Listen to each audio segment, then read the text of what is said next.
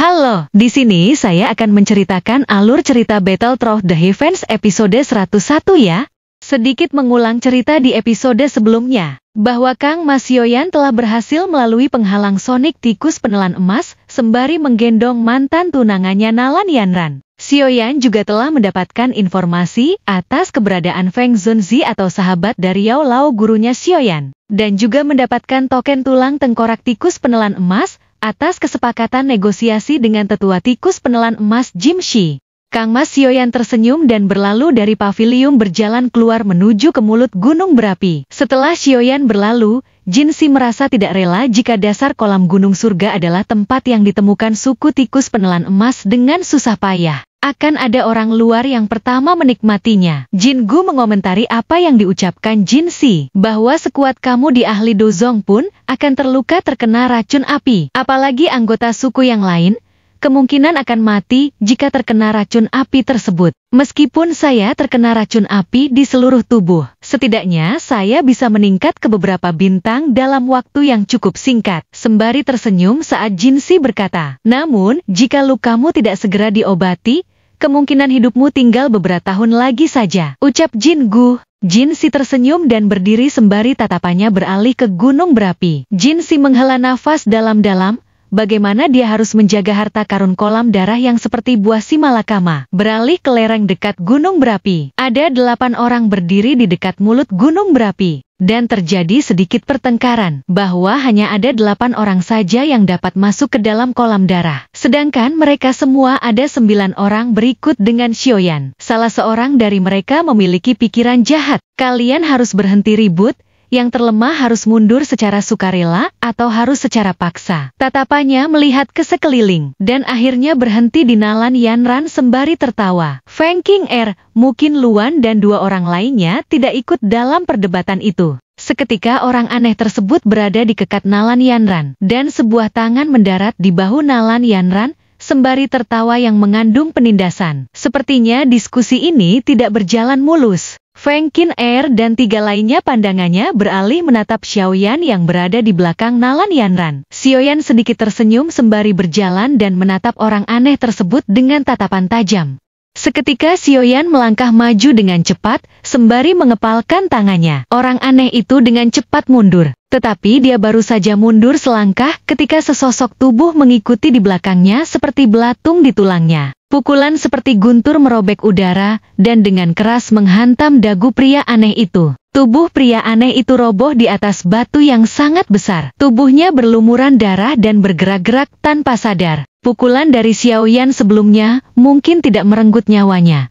Tapi itu membuatnya seketika stroke dan tulang rahangnya bengkok. Mata Hyoyan menyapu orang ini dengan acuh tak acuh. Tatapan Feng King Er menyapu wajah Hyoyan. Feng King Er dengan dingin tertawa, kamu sangat sombong. Sepertinya pavilium petir saya tidak dapat dibandingkan dengan Anda dalam hal melakukan hal-hal seperti itu. Hyoyan hanya tersenyum menghadapi ejekan Feng King Er. Jika kolam darah gunung surgawi tidak akan muncul, saya benar-benar ingin menguji Anda untuk melihat tingkat apa Anda di gunung mata surga ini. Jika Nona Feng ingin mencobanya, Anda bisa melakukannya kapan saja. Hyoyan tertawa hambar. Sikapnya yang benar-benar acuh tak acuh menyebabkan Feng King Er marah. Namun, dia hanya bisa menahan amarah di hatinya saat dia melirik ke mulut gunung berapi. Kolam darah gunung surga akan segera muncul. Dia harus segera memasukinya dan menyerap energi aneh di dalamnya secepat mungkin. Hyoyan mengabaikan Feng King Er setelah melihat bahwa dia menjadi pendiam. Hyoyan perlahan berjalan ke sisi Nalan Yanran dan bertanya dengan tampilan berseri-seri,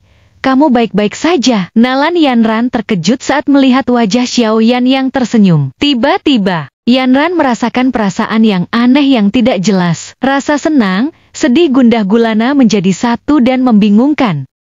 Hah, andaikan saja dahulu itu. Yanran segera sadar dari mimpi buruknya itu, bahwa kenikmatan tenang semacam ini hanya akan ada untuk sementara waktu, dan setelah ini akan berlalu. Suara guntur tiba-tiba muncul mengejutkan semua orang yang hadir. Mereka mengangkat kepala, hanya untuk melihat gelombang energi warna-warni di langit tiba-tiba berhenti menyebar. Sebuah spiral besar berwarna-warni muncul di mulut gunung berapi, sementara perlahan berputar. Xiaoyan dan yang lainnya bisa merasakan energi agung yang sangat menakutkan yang berkumpul dengan liar di langit. Apakah itu kolam darah surgawi? Kegembiraan muncul di mata kelompok Xiaoyan ketika mereka melihat perubahan yang tidak biasa di langit ini. Doqi yang kuat melonjak dari tubuh kelompok Xiaoyan. Tubuh mereka seperti bebatuan yang berdiri tanpa bergerak di lereng yang tinggi. Kebanyakan orang yang tiba di sini dianggap orang-orang top dari generasi muda di wilayah utara dataran tengah. Secara alami tidak ada orang lemah di antara mereka. Ukuran spiral energi menjadi lebih besar di langit, dan energi yang terkandung di dalamnya juga menjadi semakin menakutkan. Pada saat tertentu,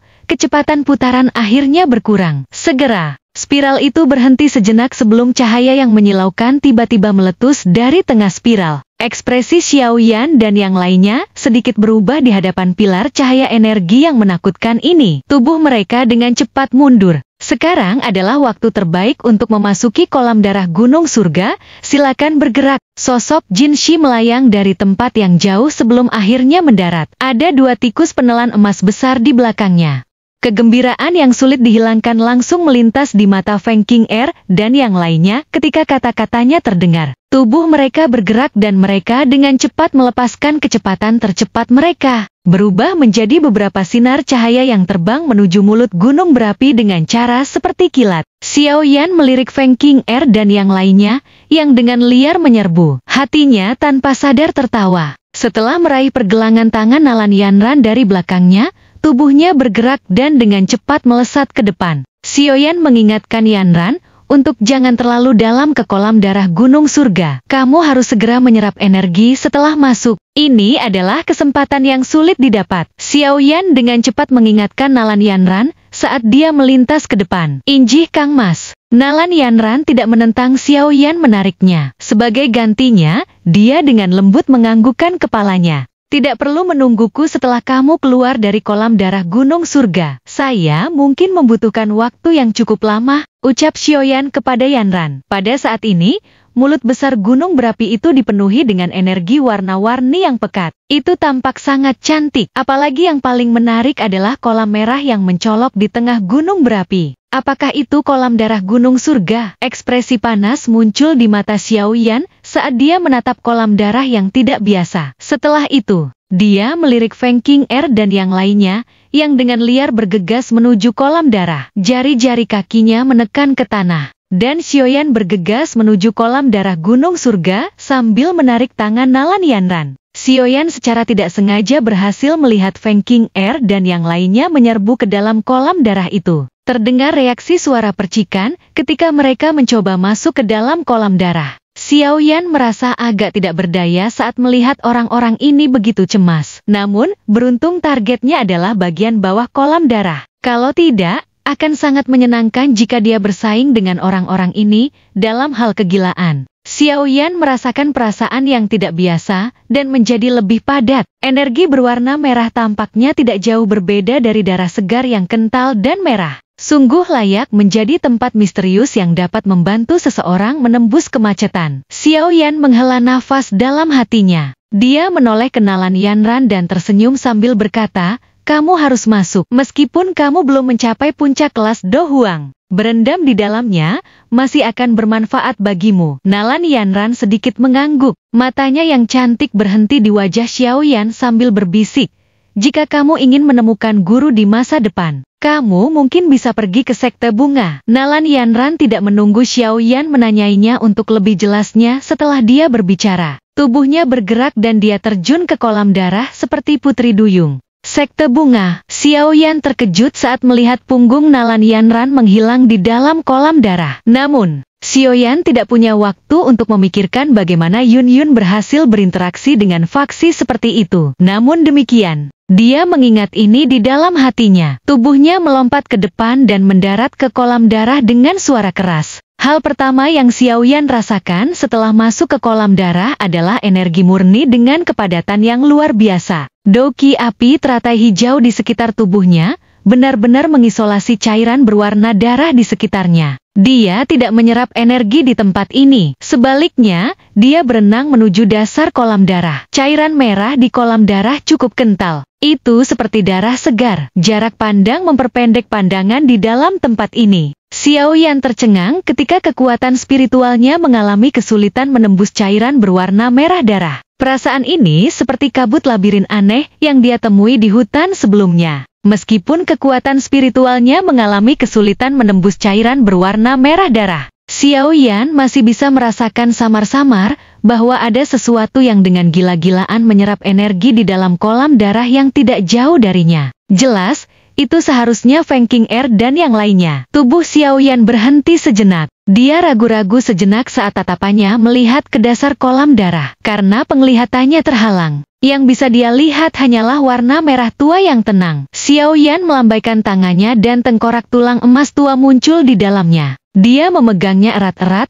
Setelah itu, Xiaoyan dengan sigap berenang menuju dasar. Semakin jauh Xiaoyan dari permukaan kolam darah, energi yang terkandung dalam cairan berwarna merah juga menjadi lebih padat dan lebih murni. Namun, Xiaoyan jelas memahami bahwa energi berwarna merah ini terkontaminasi dengan racun api yang sangat kaya. Kolam darah gunung surga ini seharusnya berada di tengah-tengah gunung berapi di mana racun api paling liar dan ganas. Api hijau giok mengelilingi tubuh Xiaoyan. Suhunya yang menakutkan menyebabkan energi merah darah di sekitarnya menguap sepenuhnya. Racun api yang terkandung dalam energi berwarna merah itu dengan paksa dikeluarkan oleh nyala api, dan bahkan tidak dapat menyentuh tubuh Xiaoyan. Tengkorak emas gelap di tangan Xiaoyan akhirnya menjadi panas, dan cahaya merembes keluar darinya. Hati Xiaoyan bersukacita saat melihat reaksi tengkorak itu. Apakah ini penghalang spasial? Sebuah kehikmatan melintas di mata Xiaoyan saat dia melihat ke ruang yang terdistorsi. Dia samar-samar bisa merasakan kekuatan besar dari benda ini. Jika dia mengandalkan kekuatannya sendiri,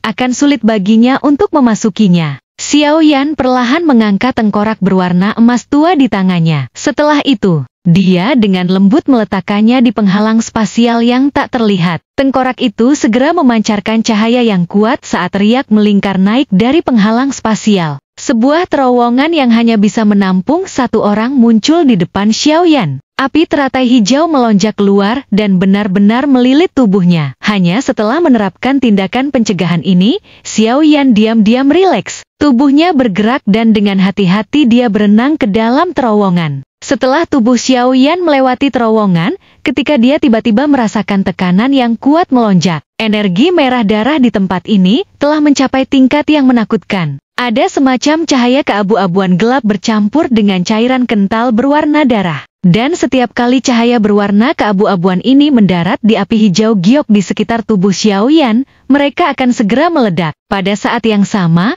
nyala api akan bergetar. Apakah ini racun api gunung surga? Kekuatan korosifnya sebenarnya sangat menakutkan. Tidak heran bahkan seorang ahli seperti Jin Shi tidak berani tinggal lama di tempat ini. Xiaoyan bergumam pada dirinya sendiri di dalam hatinya. Ekspresinya serius saat dia melihat ke titik terang berwarna abu-abu. Jika saya tidak memiliki api surgawi, sepertinya saya tidak akan berani datang ke sini bahkan jika saya tahu bahwa ini adalah area yang berharga.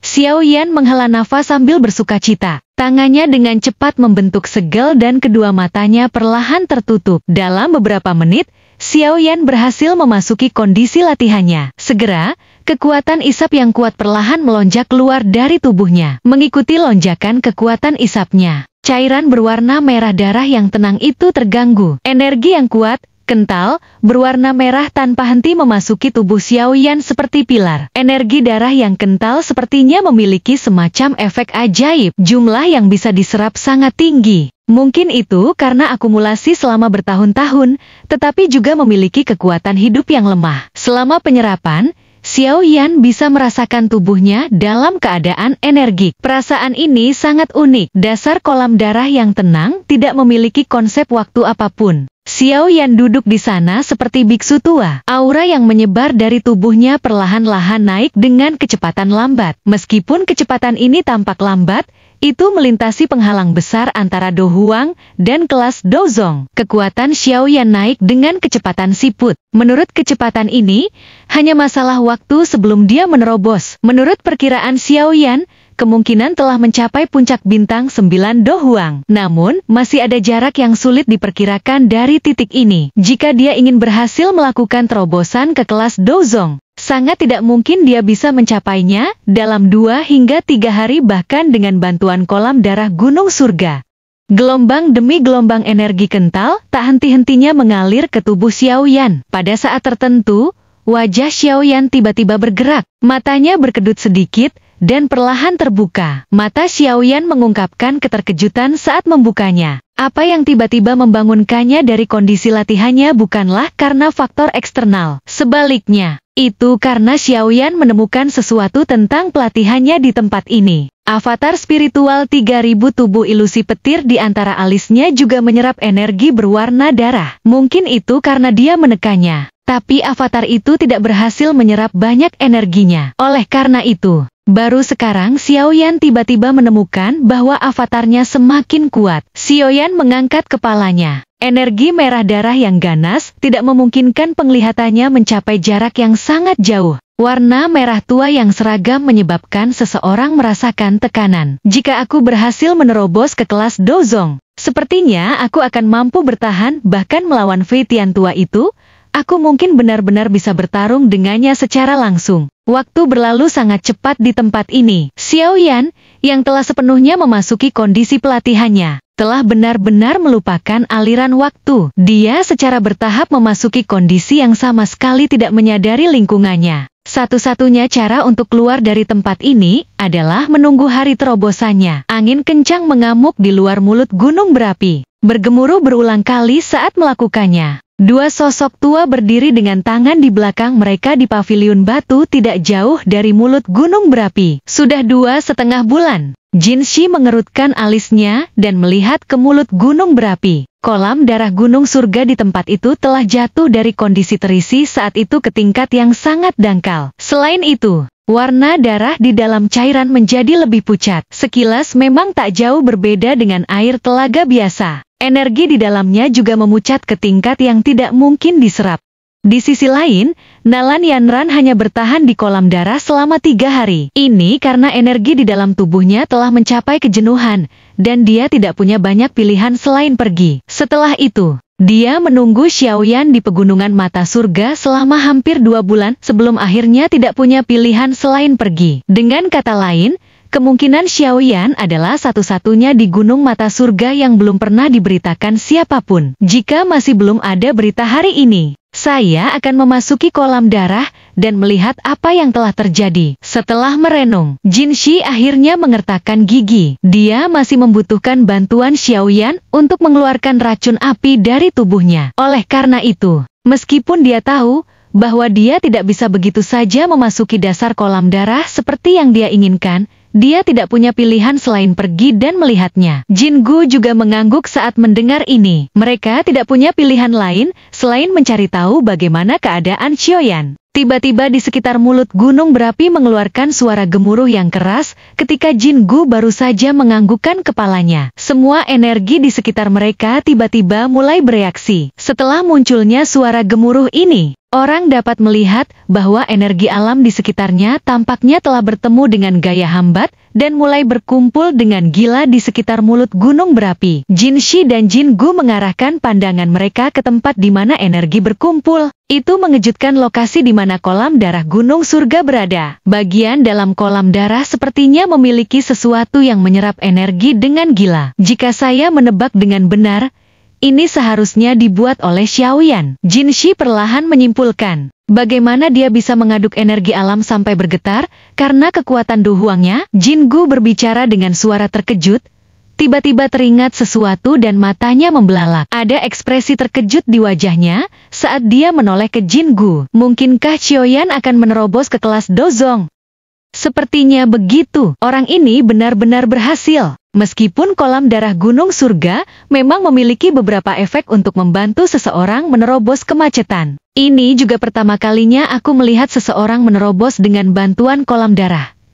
Jika berita tentang ini menyebar, kemungkinan besar itu daya tarik kolam darah gunung surga akan terus melonjak. Selagi keduanya berbicara, fluktuasi energi alam di tempat ini juga menjadi semakin intens. Gelombang demi gelombang energi padat merembes dari sekitarnya. Setelah itu, energi mengalir menuju pusaran air di dalam kolam darah. Melihat dari kejauhan, sepertinya seluruh gunung mata surga terbungkus dalam badai energi yang agak berwarna-warni, memberikan penampilan yang spektakuler. Perubahan tiba-tiba yang tidak terduga secara alami menarik perhatian seluruh makhluk hidup di gunung mata surga. Fenomena ini menyebabkan burung-burung berterbangan, ikan berenang-renang, dan seluruh binatang ternak sekebun binatang berlarian. Coba bayangkan, saat peningkatan jumlah energi yang dituangkan ke dalam blood pool, aura agung, mirip dengan naga besar yang bangun, perlahan merembes keluar dari dasar blood pool. Aura itu sangat kuat, bahkan ekspresi Jin Shi dan Jin Gu sedikit berubah. Aura ini sepertinya tidak seperti level seseorang yang baru saja naik ke kelas Dozong. Jin Gu bergumam agak ragu. Memang betul, aura ini sendiri tidak kalah dengan bintang Dozong biasa. Namun, seseorang tidak dapat mengesampingkan penjelasan dari aura seseorang yang mencapai puncaknya saat menerobos. Mungkin secara bertahap akan berkurang setelah terobosan selesai. Jin Shi mengangguk saat dia menjawab, orang-orang ini sangat beruntung. Oleh karena itu, kekuatan suku tikus menelan emas akan meningkat lagi. Heaven Mountain Blood Pool benar-benar bagus. Sepertinya saya harus meminta para murid di sekte untuk mencoba keberuntungan mereka lain kali. Jin Shi dan Jin Gu tidak peduli tentang perubahan di langit. Tatapan mereka terkunci rapat ke kolam darah. Berdasarkan indera mereka, hisapan dari dasar kolam darah sepertinya telah mencapai puncaknya. Dia akan keluar. Jin Shi menatap kecepatan rotasi yang menakutkan dari permukaan air sebelum dia tiba-tiba berbicara dengan suara yang dalam.